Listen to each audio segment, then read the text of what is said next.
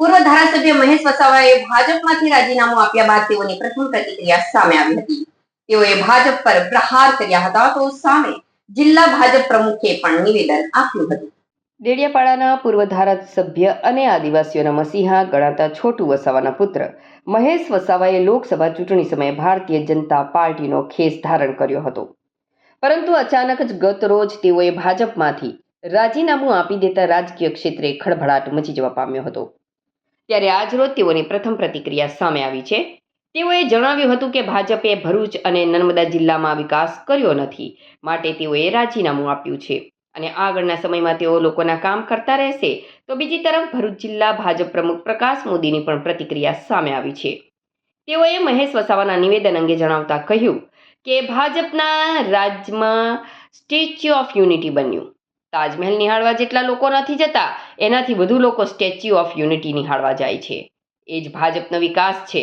અત્રે ઉલ્લેખનીય છે કે મહેશ વસાવાને ભારતીય જનતા પાર્ટીમાં યોગ્ય સ્થાન ન મળતા તેઓએ રાજીનામું ધરી દીધું હોવાનું ચર્ચાઈ રહ્યું છે. તાજેતરમાં જિલ્લા ભાજપ પ્રમુખની નિયુક્તિ બાદ અન્ય હોદ્દાઓની ફાળવણી માટે ડખો થયો હોવાનું સૂત્રો જણાવી રહ્યા છે.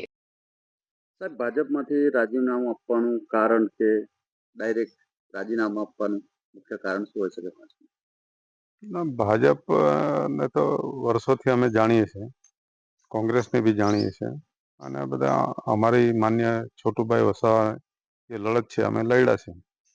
સ્વાભાવિક છે કે બધી એક કુટુંબમાં બી કલા હોય, પાર્ટીઓમાં બી કલા હોય, મતલબ ઝઘડા હોય, પણ એને એ કરવા માટે થોડી વાર સહારો કોઈના માટે લેવો પડે અને એ વસ્તુ અમે જઈને જોયું, પણ એમાં ખરા ઉતર્યા નથી આ લોકો. જે વિકાસની વાત હતી એ પ્રમાણે કે અમારે આ વિસ્તારમાં સિંચાઈ, જ્યાં નર્મદા અને તાપી એ અમારી માં છે, અહીં આગળ બંને નદીઓ સૌરાષ્ટ્રના કચ્છ લગી પાણી જાય છે, પણ અહીં જે અંદરના તાલુકાઓ છે એને પાણી નથી મળતું, ઉમરગામથી અંબાજી સુધી.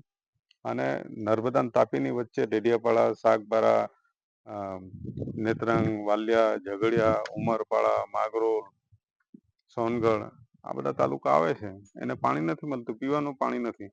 તો અમે આજ માટે મનસુખભાઈ સાથે ગયા હતા અને મનસુખભાઈને જીતાડવા માટે આ અમને એ હતું. મનસુખભાઈ સાથે અમે ચોક્કસ ને મનસુખભાઈ કે ભાજપ પાર્ટીને જે કંઈ પોતાને ખ્યાલ હશે કે કેવી રીતે જીતી શકાય છે, એ કદાચ એમની ગણિત હું હશે ને અમારું ગણિત હું હોય, પણ અમે જે જોયું એમાં વિચારધારાથી અમારો કોઈ મેળ પડતો નથી. આમાં જે કંઈ છે તે ઉતાવળ્યું તો કદાચ એમને એવું હશે કે મહેશભાઈ થોડો થોભે તો એમને હોદ્દો મળશે, પણ અમને કોઈ હોદ્દાની કંઈ પડેલી છે નથી.